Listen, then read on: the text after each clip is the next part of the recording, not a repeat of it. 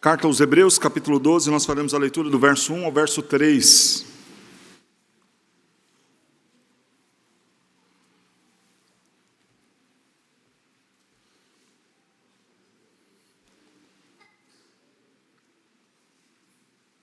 Hebreus, capítulo 12, leitura do verso 1 ao verso 3, diz assim a palavra do Senhor.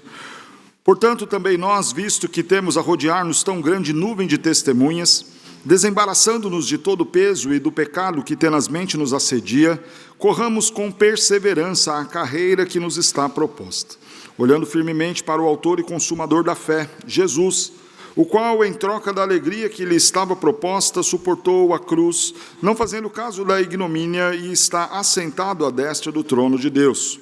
Considerai, pois, atentamente aquele que suportou tamanha oposição dos pecadores contra si mesmo, para que não vos fatigueis, desmaiando em vossa alma. Oremos.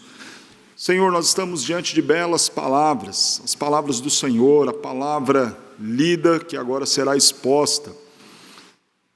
Traga, ó Deus, ao nosso coração quebrantamento, para que atentamente possamos ouvir a palavra do Senhor, que ela de fato seja vida em nosso coração. Edifica a tua igreja, encha-nos, Senhor, com teu Santo Espírito, para que possamos compreender aquilo que diz a Escritura. Pedimos isso a ti em nome de Cristo Jesus. Amém. Irmãos, a vida cristã não é simples e fácil de ser vivida, nem tão pouco curta. Quando nós imaginamos aquilo que é a jornada do crente, ela é longa e cheia de momentos um tanto quanto complicados, difíceis. Uma ilustração que trata sobre essa jornada de forma muito coerente com aquilo que é a própria vida cristã e também o relato da Escritura, é o famoso escrito O Peregrino, que mostra justamente a caminhada do cristão e todos os seus desafios.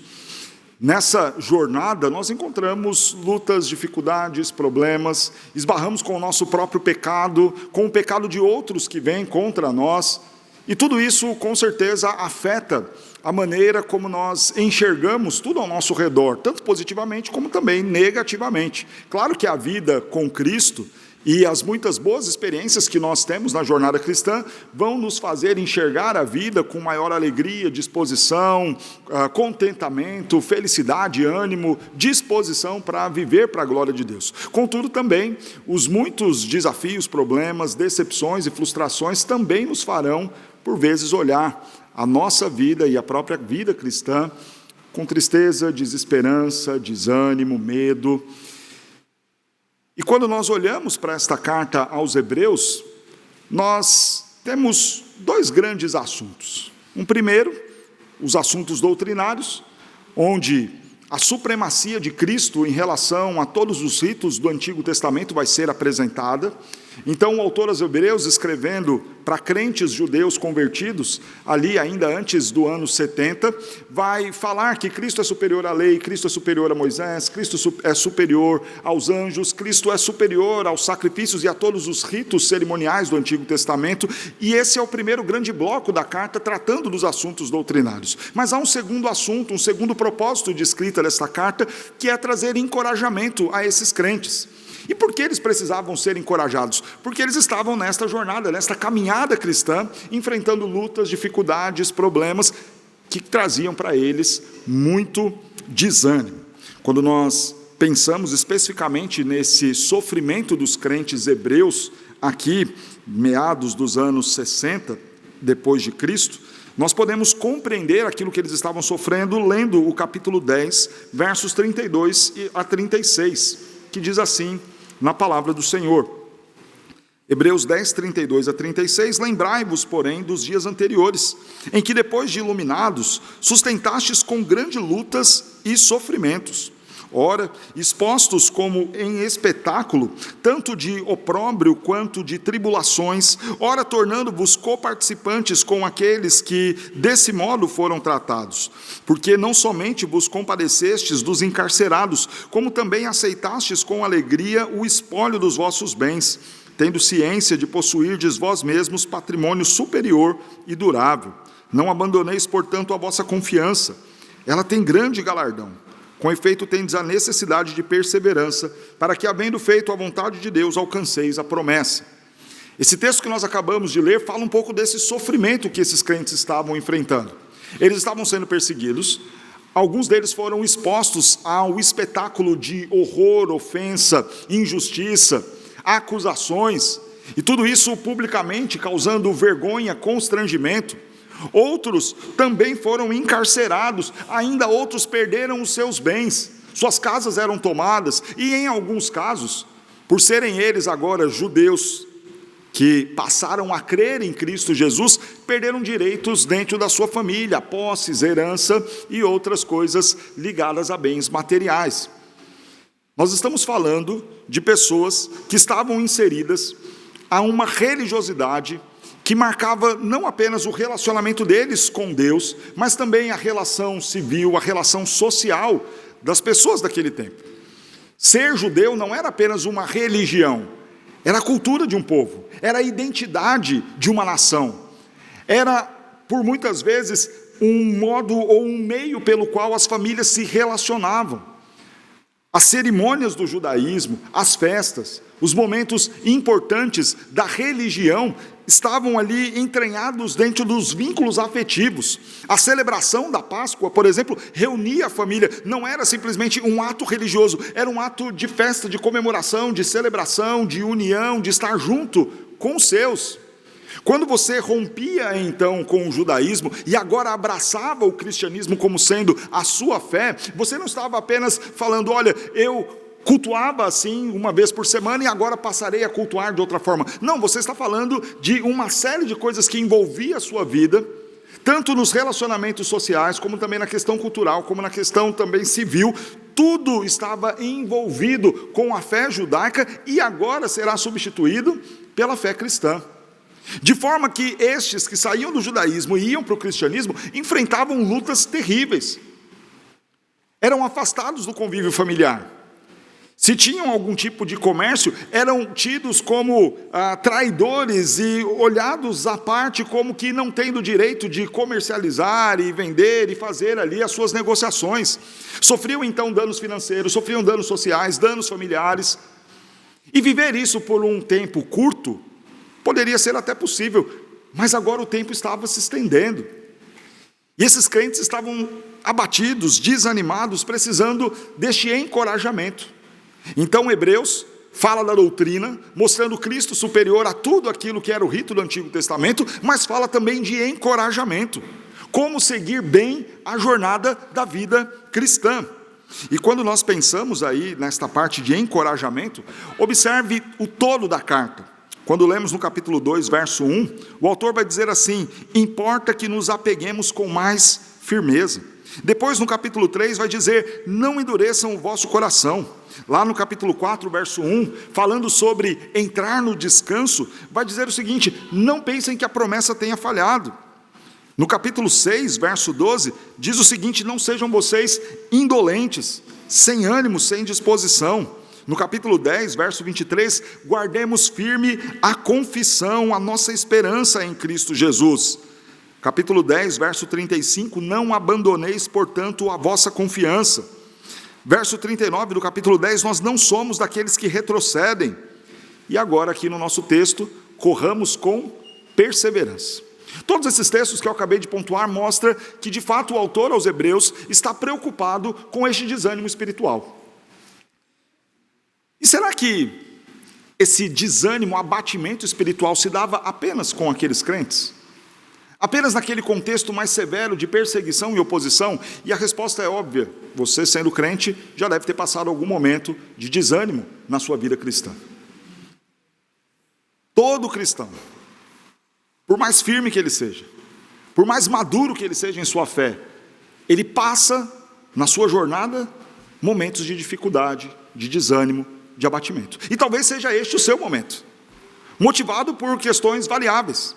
Desses crentes, a perseguição, a dificuldade no relacionamento com a família, a afetação até nos bens materiais. Mas talvez o seu desânimo seja fruto de alguma frustração com o meio religioso, com as instituições, Talvez o seu desânimo seja por conta do seu próprio pecado. Deu lugar à preguiça, deixou de ler a Escritura, de orar, e então agora está desanimado. Talvez o seu desânimo seja por conta daquilo que os outros fizeram contra você. Ofensa, maledicência. Fato é que nós, por vezes, desanimamos. E nem sempre a gente está ali tão empolgado para trabalhar, servir, estar aqui cultuando.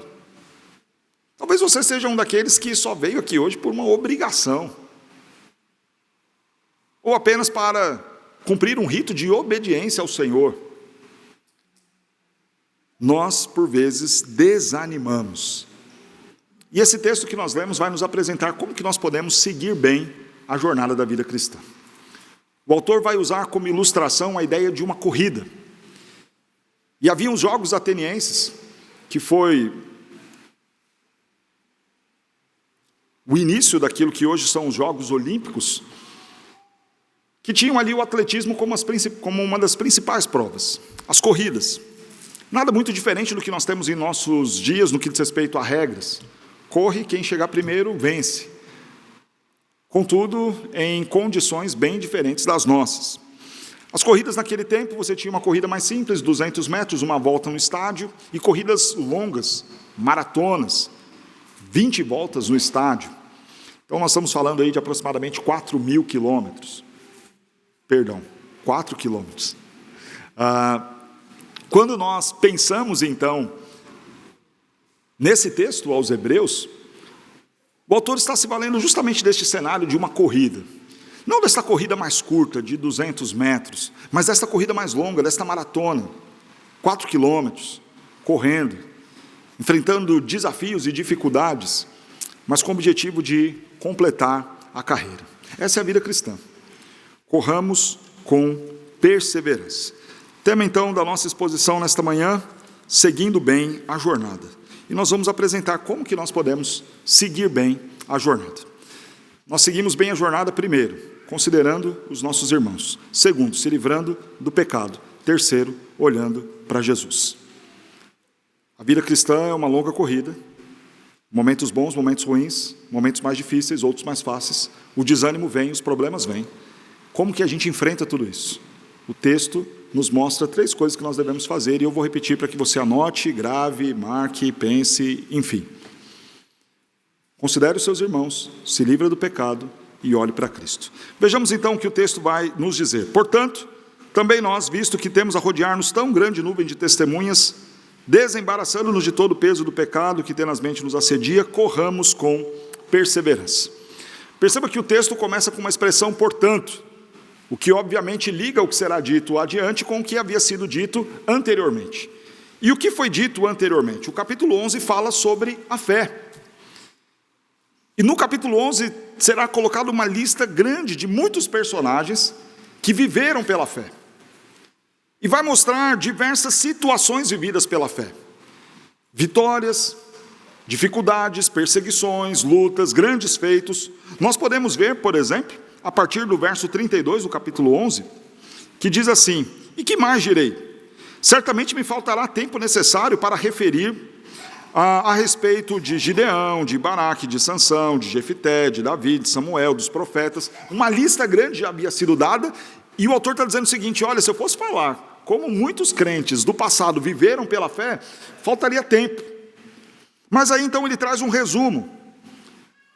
Estes, verso 33, por meio da fé, subjugaram reinos, praticaram a justiça, obtiveram promessas, fecharam a boca de leões, extinguiram a violência do fogo, escaparam do fio da espada, da fraqueza tiraram força, fizeram-se poderosos em guerra, puseram em fuga exércitos estrangeiros. Pela fé, crentes no passado fizeram coisas extraordinárias, tiveram vitórias, tiveram bom êxito, louvado seja Deus por isso.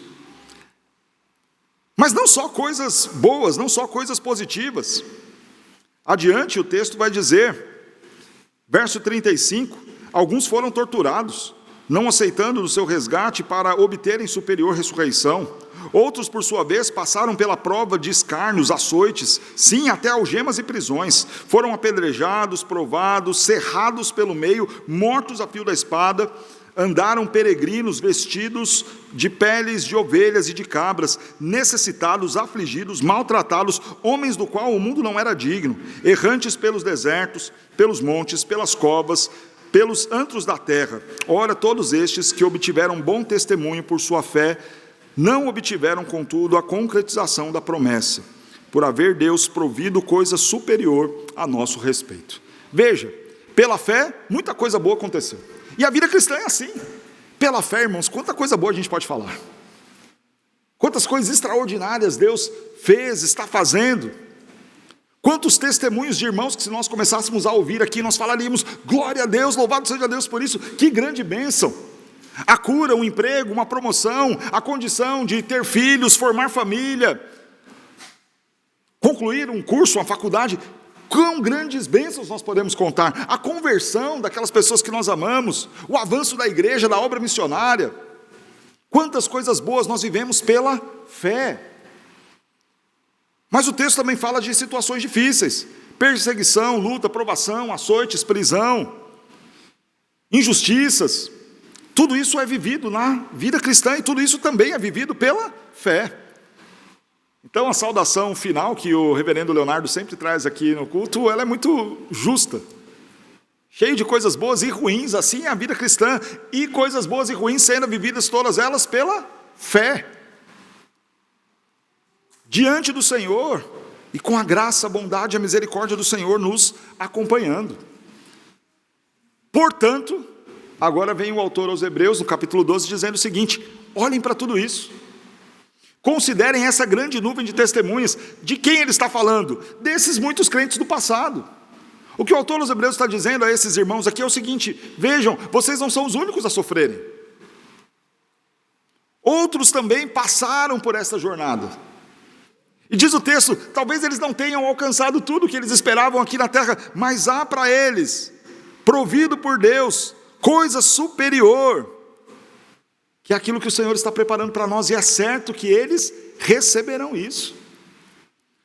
O autor está dizendo o seguinte, olha, vocês não são os primeiros a sofrerem, vocês não são os primeiros a enfrentarem lutas e provações, muitos outros irmãos também passaram por isso, completaram a jornada, então olhem para aquilo que eles viveram, fizeram, e avancem vocês também.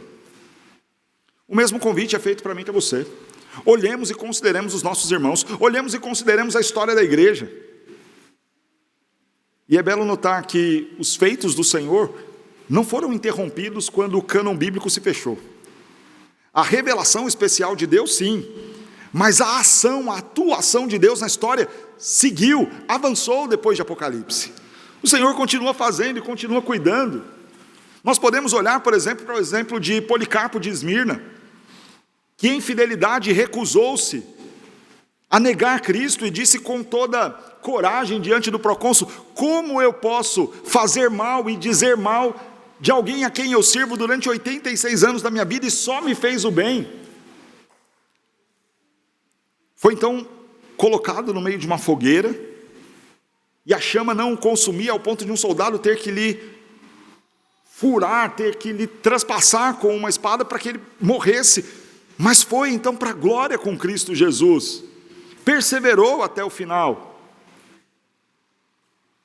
Podemos citar dos reformadores, a maneira como Lutero enfrentou as acusações contra ele, ainda assim seguiu fiel, firme, e proveu-se para ele a condição de um refúgio, de onde ele escreve, Castelo Forte é o Senhor, reconhecendo o livramento que havia tido. Ou a figura de Robert Kelly, que foi um dos pioneiros em trazer a pregação do Evangelho aqui para esse país.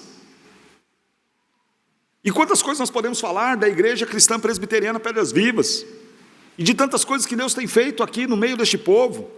E quantos testemunhos você pode compartilhar daquilo que Deus fez na sua vida, ou na vida de pessoas que você conhece, e o que o texto está nos convidando a fazer é, consideremos os nossos irmãos, para que a gente vá bem na vida cristã. Coisas boas e coisas ruins. Consideremos os irmãos do passado, mas consideremos também os irmãos do presente. Quando nós lemos o capítulo 10, que foi lido na introdução aqui do nosso culto, nós vemos Hebreus capítulo 10, verso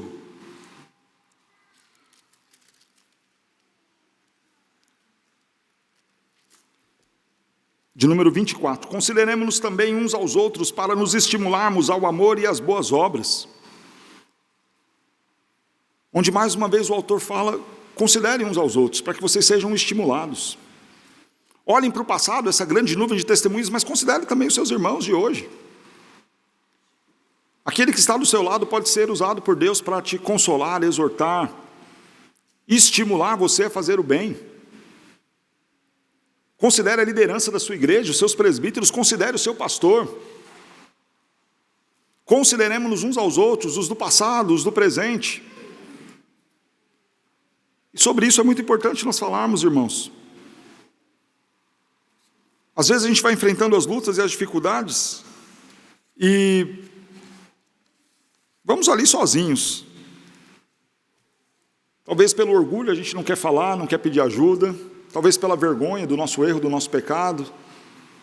Talvez pela indisposição de ouvir alguém nos exortando ou se intrometendo na nossa vida. Então a gente não fala, a gente não grita, a gente não pede socorro, a gente não pede ajuda, a gente nem sequer pede oração pelos problemas e pelas lutas. Nós deixamos de considerar os nossos irmãos.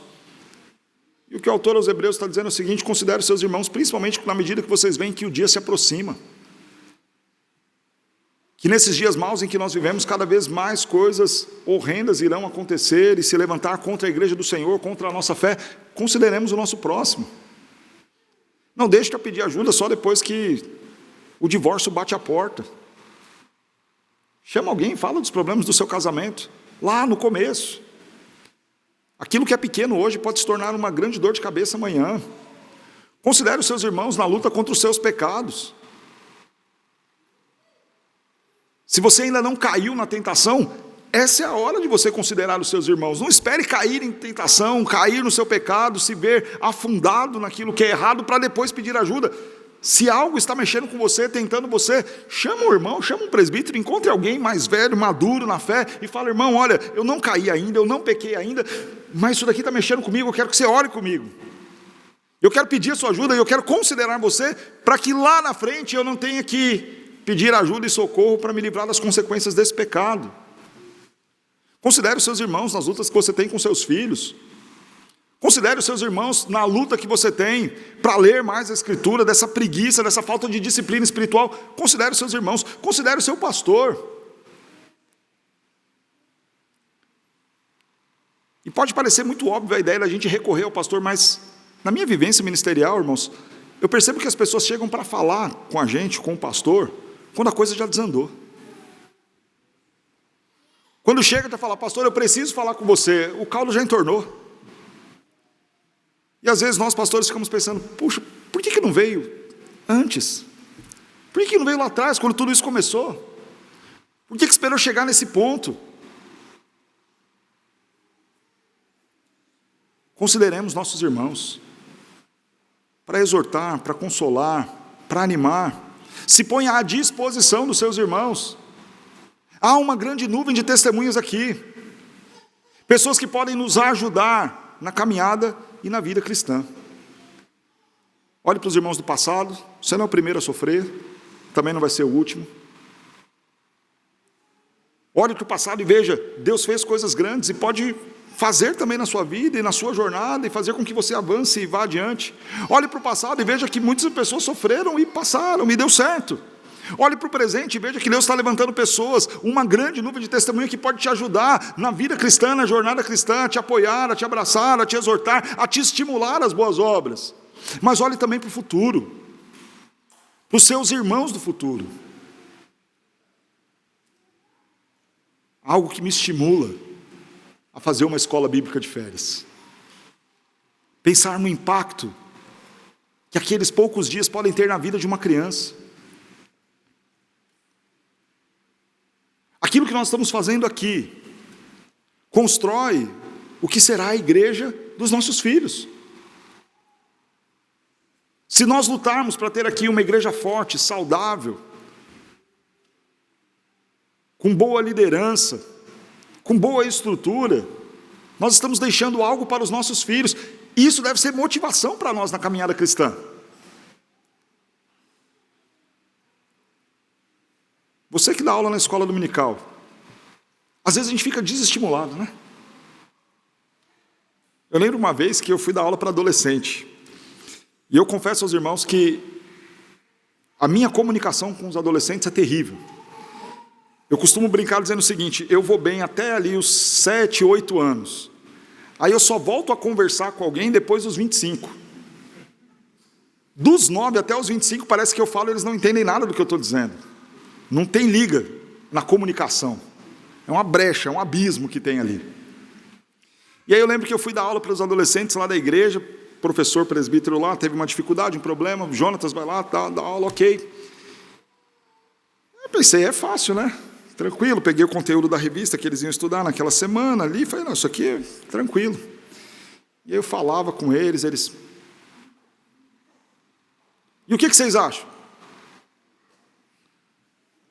E aquilo foi me dando uma angústia, eu falei, rapaz, não estão ouvindo nada, não estou entendendo nada não. E eu fui para casa desanimado, desestimulado. E o problema é que esse presbítero não pôde dar aula na semana seguinte, nem na outra. E eu tive que ficar com essa sala, e começou a me dar um desespero. Eu falei, eu não vou fazer isso não, vou deixar isso para lá. A gente fica desanimado. E talvez você, professor na escola dominical, fica desanimado com os pais que fizeram um compromisso diante de Deus de trazer os seus filhos à igreja, mas falham nesse compromisso e não trazem os filhos. E você ficou a semana inteira, se preparou, se dedicou, montou atividade, pensou nas músicas, na história, chegou aqui, não veio ninguém, não veio nenhuma criança.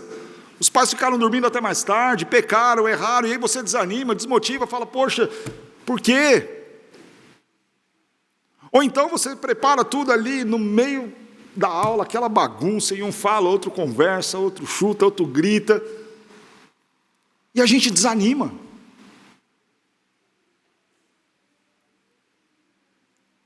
Mas pensa,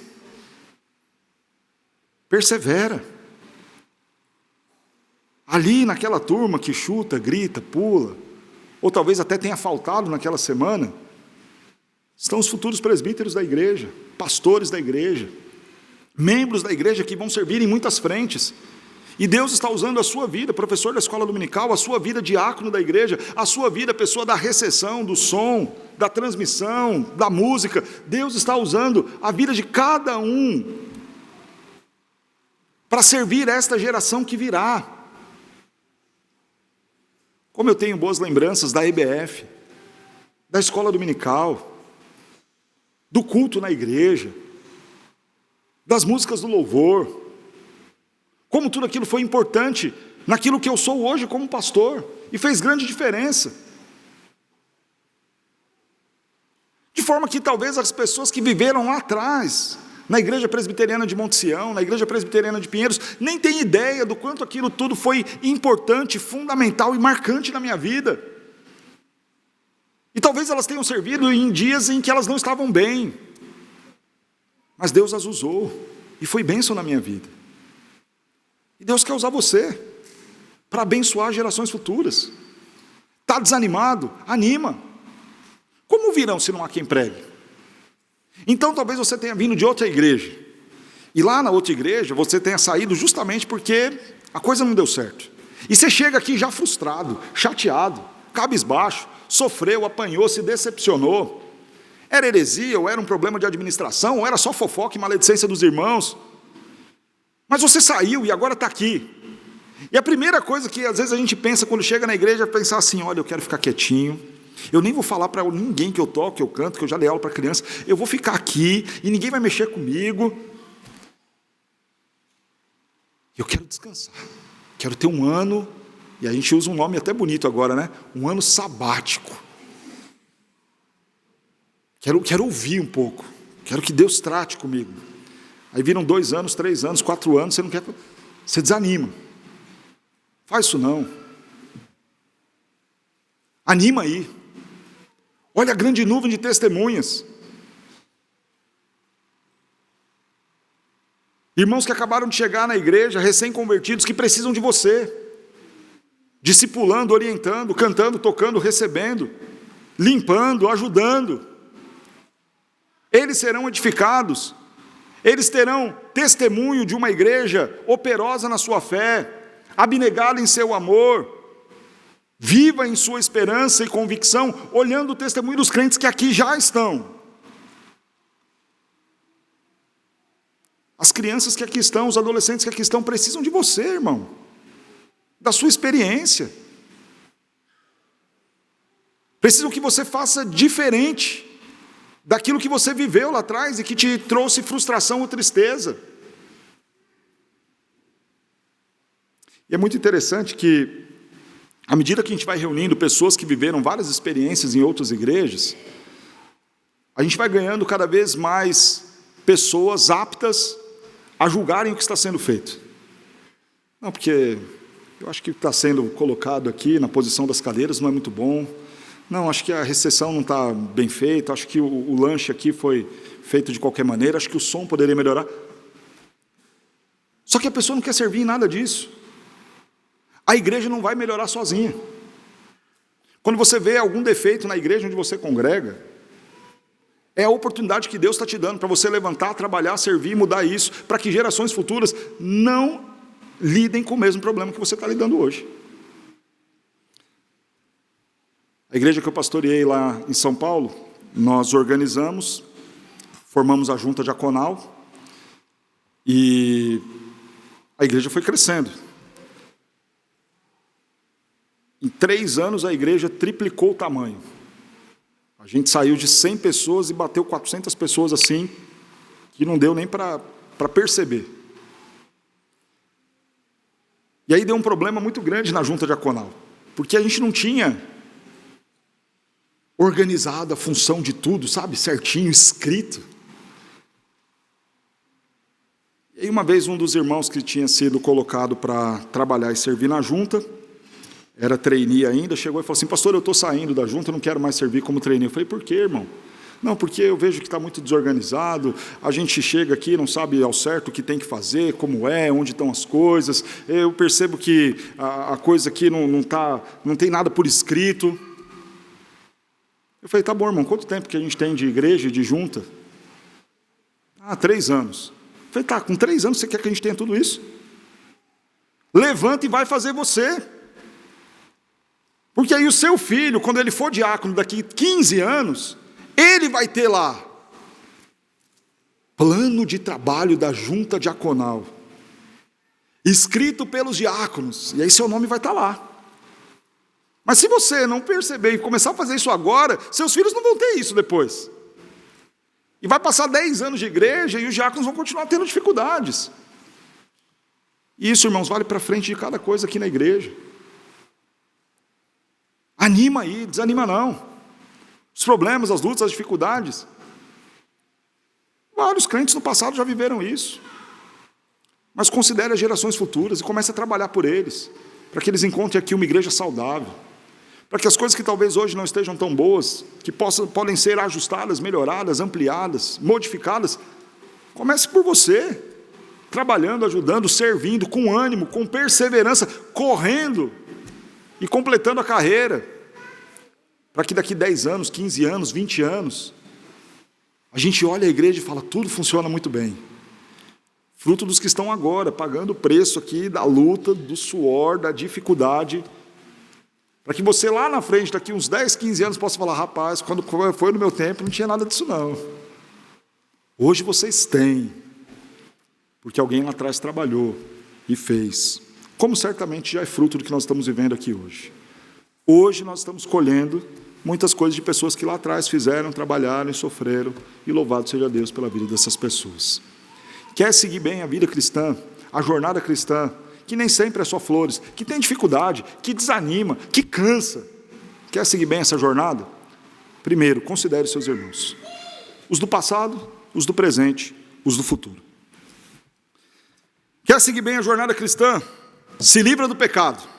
O texto então vai dizer o seguinte: desembaraçando-nos de todo o peso e do pecado que tenazmente nos assedia. Corramos então com perseverança.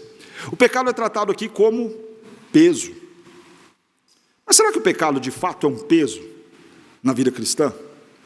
E aí, antes de eu falar se o pecado é ou não um peso, eu quero explicar essa analogia que o texto está fazendo. O atleta então ia correr.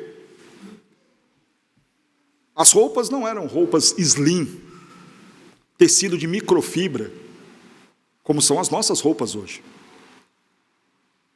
Imagine então que as pessoas se vestiam com um monte de pano, enrolado, amarrado, nada muito confortável, nada com costura invisível, nada com lycra que estica, tensiona e se adequa aos movimentos do corpo. Não, muito pelo contrário. Fibras duras, pesadas, um monte de coisa enrolada no corpo, e aí imagina esse atleta, com esse tipo de vestimenta, tendo que se pôr a correr. Os primeiros 10 metros, 100 metros, ok, mas imagina, 4 quilômetros. Aquela roupa começava a ser um peso, um fardo. E se você pratica esporte, ou se você pelo menos gosta de esporte e acompanha isso, você deve ver sobre a tecnologia das roupas e dos equipamentos. O grande desafio dessa indústria é justamente produzir cada vez mais uniformes mais leves, chuteiras mais leves, equipamentos que estarão ali nos atletas que sejam o mais adequado à performance deles e que eles sintam-se menos sobrecarregados. Houve, inclusive, recentemente uma discussão sobre uma marca famosa de camisas que, durante o jogo, elas estavam rasgando. Então não acontecia nem muita coisa, de repente ali um esbarrão, um contato a mais, um puxãozinho aqui e ali, a camisa rasgava no meio do jogo. E aí começaram a criticar aquela marca. E aí eles foram ao público dizendo, olha, veja, isso está acontecendo porque nós produzimos um tecido extremamente leve, transpirável, para o melhor rendimento dos atletas, e claro, isso tem um desgaste e uma fragilidade maior. Mas a gente está pensando na performance do atleta. E a roupa que vai para o campo não é a mesma roupa que nós, torcedores, compramos para estar lá no dia a dia. Tudo isso pensando em algo mais leve, para que o atleta corra melhor. O texto está se valendo dessa analogia para falar assim, olha, na corrida cristã, na jornada cristã tem uma coisa que pesa e atrapalha. Te faz tropeçar, cair, ficar para trás. O que é? O pecado. Agora veja por que o pecado é pesado e atrasa. Primeiro, o pecado causa vergonha. Começa a pecar, começa a fazer coisa errada, fica com vergonha. Aí o pastor fala, não, irmão, vai lá, desanima não. Mas está fazendo coisa errada. E aí fica envergonhado.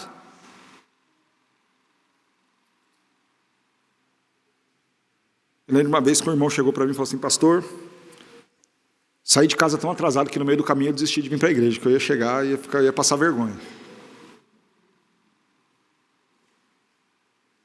Tem um problema sério da escola dominical, às vezes, ser antes do culto. Que a escola dominical está programada para 9 horas. A pessoa olhou no relógio, percebeu que vai chegar às 9h30, ela fala, já nem vou mais, deixa para ir para o culto. Está pecando do mesmo jeito. É o dia do Senhor, deveria ter se programado para chegar mais cedo e estar aqui antes das 9. Mas o pecado causa vergonha, e a vergonha atrapalha. É um peso, a gente fica desanimado. Não só vergonha, o pecado causa medo. Se alguém descobrir, se eu começar a me expor, trabalhando, servindo, fazendo, falando, orando, logo alguém descobre que eu estou errando, que eu estou em pecado, que eu também não sei, eu não estou fazendo. Pecado traz culpa. Mas será que Deus vai aceitar? Diante de quem eu sou, do que eu estou fazendo, da forma como eu estou vivendo. E a culpa paralisa, desanima. Pecado traz cegueira. E à medida que a gente vai pecando, a gente deixa de enxergar o quão baixo nós estamos indo. E o quanto de forma arriscada nós estamos vivendo. E isso atrasa a jornada cristã. O pecado mina a ação do Espírito Santo. Porque não há comunhão entre trevas e luz. Não há comunhão de um Deus santo e justo agindo num coração cheio de pecado. E se não tem a ação do Espírito Santo na nossa vida, irmão, se a gente não está cheio do Espírito Santo, a gente fica para trás. Pecado é um peso que atrapalha a gente caminhar bem. Talvez o problema do seu desânimo não seja o seu pastor, não seja a sua igreja, não seja o seu marido ou a sua esposa, não seja os seus filhos. Talvez o problema do seu desânimo espiritual, da sua apatia espiritual, seja o seu pecado, seja os seus erros. E como eu disse, o pecado traz cegueira. E você consegue enxergar o pecado de todo mundo, mas não consegue enxergar o seu. O problema não é dele ou dela que te incentiva ou deixa de incentivar. É você que não tem buscado, que não tem orado, que não tem perseverado. Como eu disse, as dificuldades e os problemas dentro da igreja vão ter. Talvez o problema do seu pecado seja não se envolver para que essa realidade mude.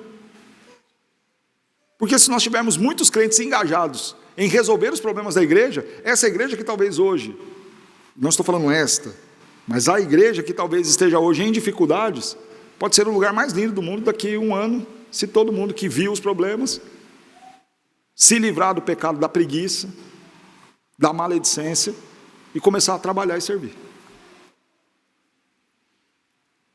O problema é que o pecado atrapalha. E talvez o seu pecado seja o grande responsável pelo seu desânimo espiritual. E o texto fala que isso não vai acontecer naturalmente. Como seria bom, né? O presbítero Rui falou aqui para eu pensar nos meus pecados, orar por eles. Então agora eu orei, eu vou dormir. Segunda-feira vou acordar sem pecado. É assim que funciona? Não. O texto fala que a gente tem que se desembaraçar. Desembaraçar alguma coisa é fácil? Não, não é simples assim, né? Já viu aquele fiozinho que tem lá no saco de carvão? Eu não sei quem consegue puxar aquilo de primeira e sair. Eu nunca acerto. Parece fácil. Está embaraçado, o fio está todo enrolado. E aí eu sempre falo, não, eu vou puxar essa linha.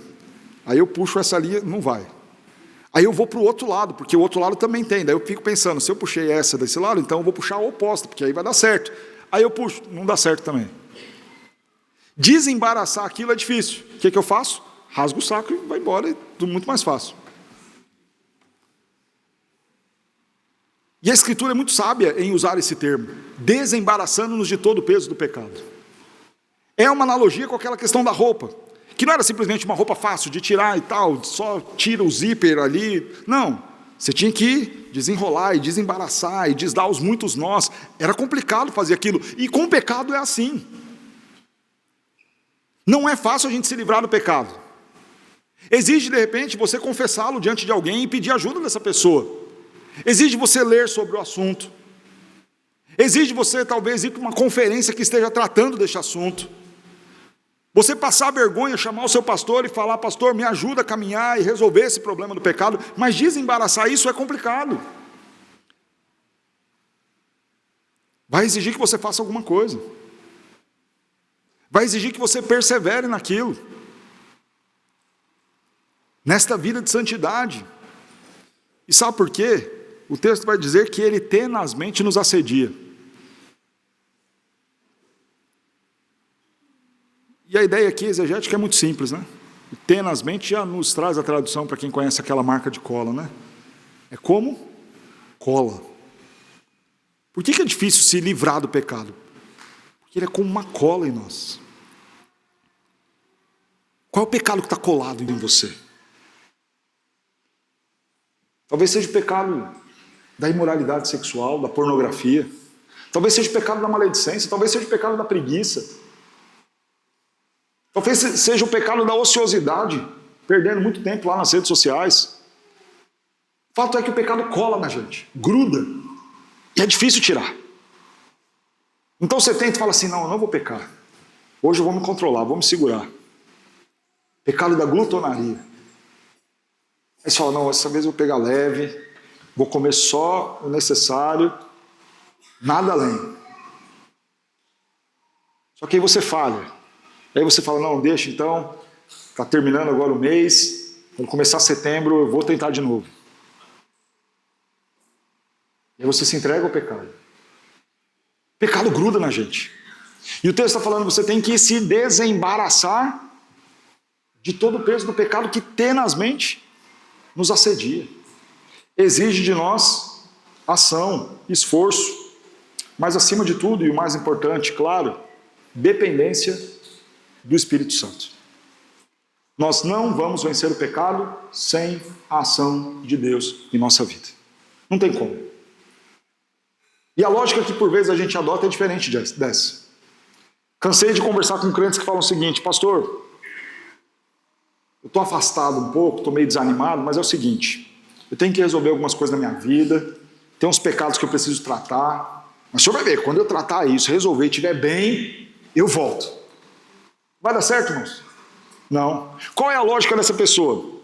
Ela está vivendo em pecado, ela está fazendo tudo errado, ela pensa o seguinte: eu sozinho, com o meu esforço, com a minha disciplina, com a minha força de vontade, olhando no espelho e falando, eu consigo, eu vou vencer o pecado, eu vou melhorar, eu vou mudar, e aí então eu chego limpo, lindo e maravilhoso diante de Deus e falo, agora estou pronto, vim para adorar-te.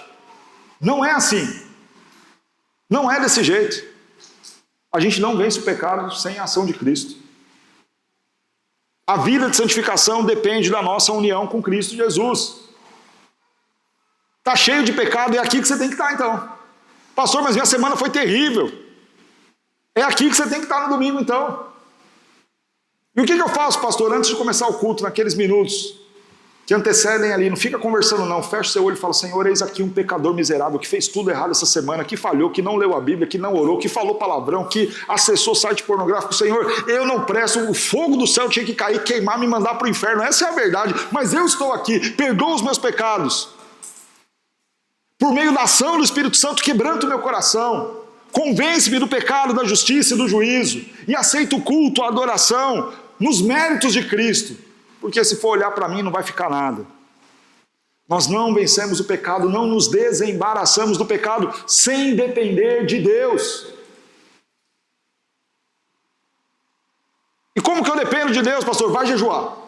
Está lutando com o pecado? Você tem que parar e falar o seguinte, eu vou jejuar. Às vezes a gente fala pouco de jejum, né?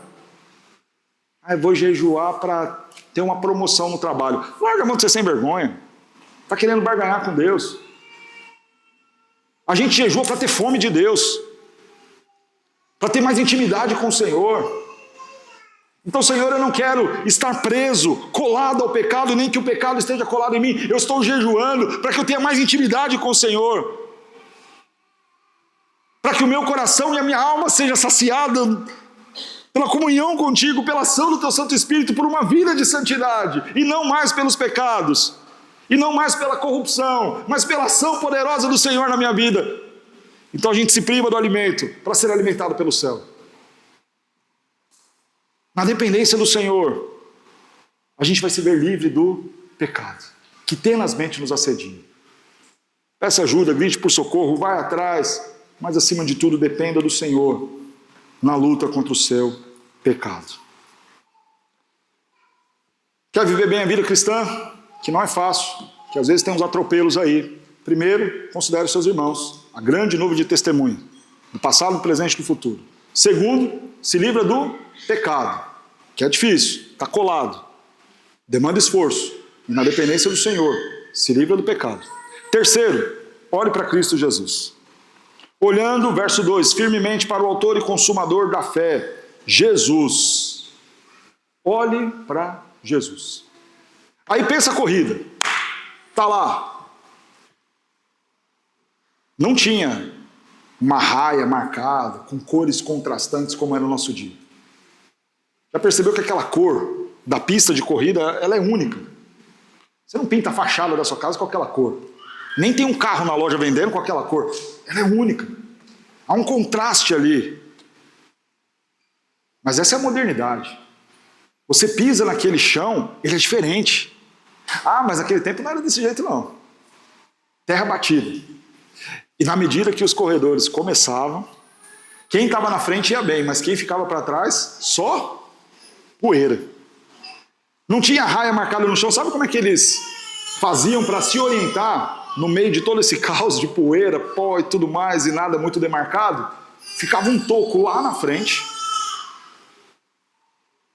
pintado, às vezes grande, para que eles pudessem olhar, e aquele era o alvo que eles tinham que perseguir, olhando firmemente para aquilo, porque se eles se distraíssem, fosse pela plateia, a multidão gritando, ou pela poeira que estava ao redor, ou até mesmo pelo adversário que estava ao seu lado, eles se perderiam e aí a coisa desandava.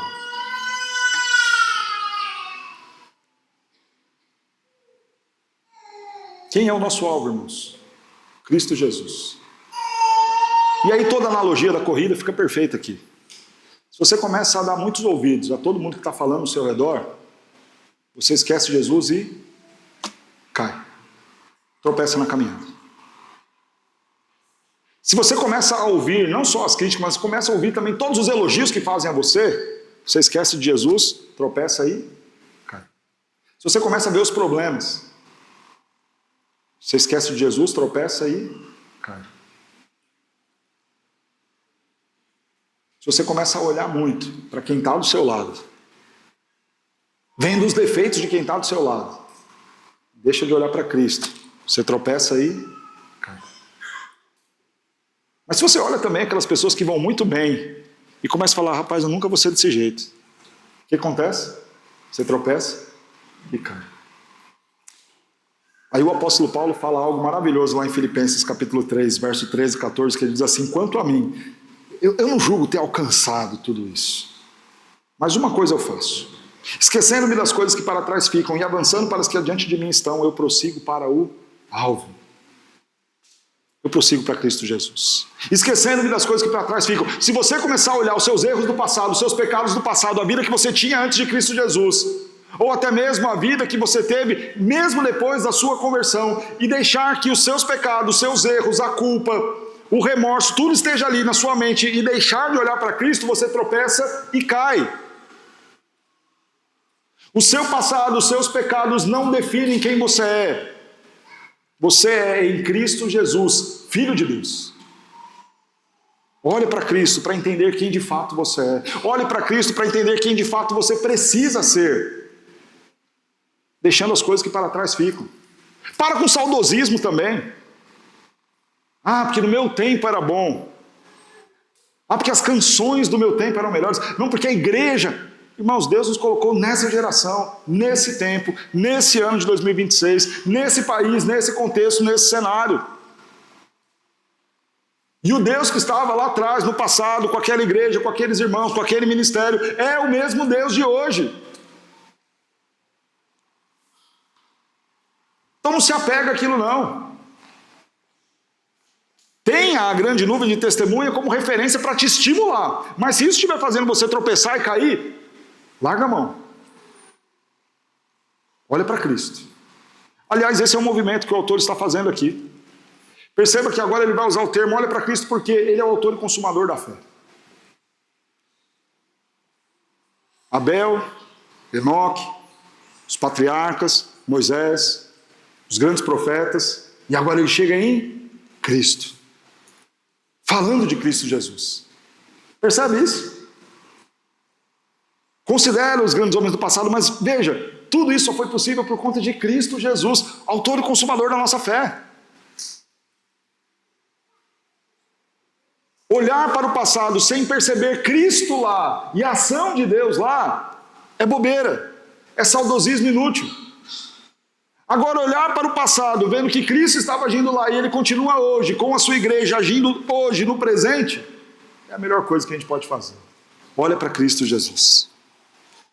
Quando a gente diz Ele é o autor e consumador da nossa fé, penso eu que um texto resume isso de forma muito fácil de entender. Abra em Efésios, capítulo 1. Verso de número 3 em diante. Bendito o Deus e Pai de nosso Senhor Jesus Cristo, que nos tem abençoado com toda a sorte de bênçãos espirituais nas regiões celestiais em Cristo. Assim como nos escolheu nele, nele quem? Em Cristo Jesus, antes da fundação do mundo, ou seja, quando você pensa no que é a salvação, Ele é o autor e consumador da nossa fé. Na ordem da salvação, onde começa a nossa salvação? Lá, em Cristo Jesus, o Senhor nos escolhendo. Fomos escolhidos como? Baseado em quê? Em Cristo Jesus. E depois, para sermos santos e irrepreensíveis perante Ele, e em amor nos predestinou para Ele, para sermos então filhos por meio de quem? De Jesus. Na ordem da salvação você é eleito. Você ganha o direito de ser feito filho de Deus. E você foi eleito e predestinado em Cristo Jesus. Feito filho por meio de Cristo Jesus. Verso de número 6, para louvor da glória de sua graça, que ele nos concedeu gratuitamente no amado Cristo Jesus, no qual temos a redenção, pelo sangue. Sangue de quem? De Cristo, para a remissão de pecados. A eleição e a predestinação em Cristo, a adoção em Cristo, a regeneração em Cristo, a conversão em Cristo, a santificação em Cristo e a glória futura em Cristo Jesus, autor e consumador da nossa fé. Olha para ele. Pastor tem defeito, presbítero tem defeito, igreja tem defeito, crente do seu lado tem defeito, você tem defeito. Se você se apegar a isso, você tropeça, cai e fica no meio do caminho. Quer seguir bem a vida cristã? Olha para Cristo Jesus, o autor e consumador da sua fé. Olha para Cristo Jesus, o qual em troca da alegria que lhe estava proposta, suportou a cruz. Ah, mas ninguém me ama. Ah, mas ninguém se importa. Ah, mas eu fiquei doente e ninguém me ligou. Ah, mas a minha família não liga para mim. Ah, mas meus filhos não me reconhecem. Ah, mas meu marido não me dá o valor que eu mereço. Olha para Cristo Jesus, em troca da alegria que lhe estava proposta, ele suportou, por amor a você, oposição, maldição, morte e morte de cruz. Talvez não liguem para você, talvez não te abracem, não te beijem, talvez não reconheçam o seu valor, mas alguém, um homem, Cristo Jesus, fez muito mais do que isso, em prova e testemunho de amor por mim e por você. Glória seja dada a Deus. Olha para Cristo Jesus, porque na hora que você não se sentir amado pelos homens, você vai se sentir amado pelo próprio Deus encarnado, Cristo Jesus, que suportou por mim e por você a cruz, a maldição e a humilhação, para que eu e você pudéssemos ter a salvação e a vida eterna. Se o amor de Cristo não te basta, então nada te bastará. Se o amor de Cristo não te satisfaz, não te anima, não te faz ir adiante, não adianta o pastor te ajudar, não adianta os irmãos te ligarem, não adianta a sua família te abraçar. Se o amor de Cristo por você não te move a ir, a avançar e correr, sem desanimar, todo o resto então é só perfumaria, não serve para nada. Por isso que não adianta nada você ter uma igreja que vai lá, faz o coffee break, cria a área VIP do visitante, tem um monte de plaquinha de boas-vindas, abraçando, te dá pipoca na saída. Não adianta nada você ter uma igreja dessa se não falar do amor de Jesus, porque vai ter um momento na sua vida de sofrimento, de angústia, que não vai ter pipoquinha, não vai ter abracinho, não vai ter ali um monte de gente te lambendo, mas Cristo Jesus estará ali, e naquela hora você vai ter que lembrar que Cristo te amou, que Cristo assumiu sofrimento, humilhação, perseguição e oposição no seu lugar. E ainda que ninguém te ame, ainda que todos te esqueçam, ainda que todos te ignorem, Ele te amou. E Ele foi o autor e consumador da sua fé. Aí você olha para Ele. Na hora que todo mundo te abandonar, na hora que alguém te trair, lembre-se de Cristo Jesus, que te amou. Fez por você, suportou tamanha oposição dos pecadores contra si mesmo, não fez caso da maldição que era a cruz. E há algo lindo que o texto ainda diz sobre Cristo Jesus: Ele está assentado à destra do Pai. Há mais uma razão do porquê nós devemos olhar para Cristo. Ele é o autor e consumador da nossa fé. Ele é aquele que nos ama ao ponto de sofrer por nós, mas Cristo Jesus também venceu tudo por mim e por você, e garante a minha e a sua vitória, porque sabe onde Ele está agora? Ele não está na cruz humilhado, Ele não está numa sepultura largado, apodrecendo, passando o tempo. Ele está vivo e reina, está à destra do trono de Deus, e nós governamos com Ele e reinaremos com Ele para todo o sempre. Aqui você vai perder, em algum momento, vai ser derrotado, humilhado, faz parte, mas nós temos uma certeza, a certeza da exaltação, a certeza da vitória, a certeza da conquista, que não está baseada em absolutamente nada que este mundo possa nos oferecer, mas está baseado em Cristo Jesus, que lutou por nós, morreu por nós, mas também venceu por nós e garante a nossa vitória.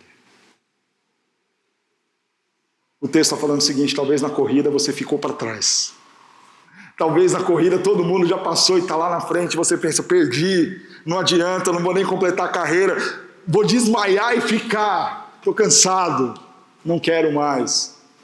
Olha para Jesus. Com Ele nós somos mais do que vencedores. Então tenha uma boa notícia, eu encerro dizendo isso. Na carreira cristã, eu e você vencemos. Por conta de Cristo Jesus. Ainda que essa jornada, que essa carreira tenha dificuldades, tenha lutas, tenha desafios, a gente enfrente desânimo, oposição, pense em desistir, mas a gente venceu, porque Cristo venceu. A gente sabe o final, e o final para nós é glorioso. O final para nós tem a ver com exaltação, tem a ver com conquista, porque Ele venceu por nós. Considere os seus irmãos, se livra do pecado e olhe para Cristo Jesus.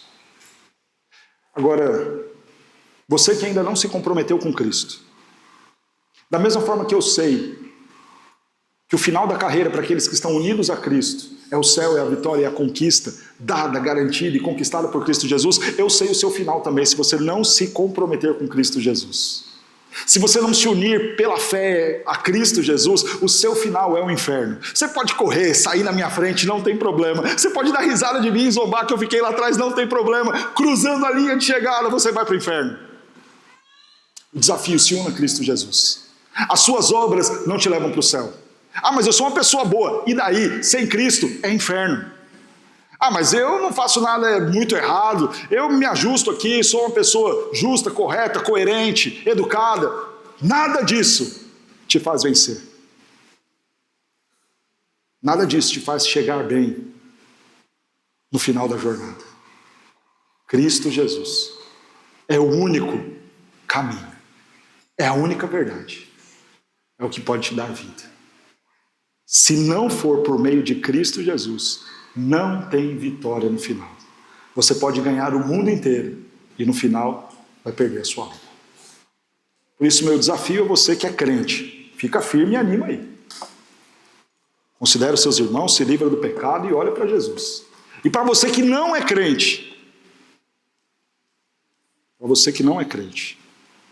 olhe para Cristo Jesus, se arrependa dos seus pecados, se comprometa com Ele, tenha fé nele e comece essa jornada da vida cristã. Vamos cantar firme nas promessas? Crendo que, de fato, com o Senhor Jesus, a gente pode ficar firme nas promessas de Jesus e avançar, seguindo bem na jornada cristã.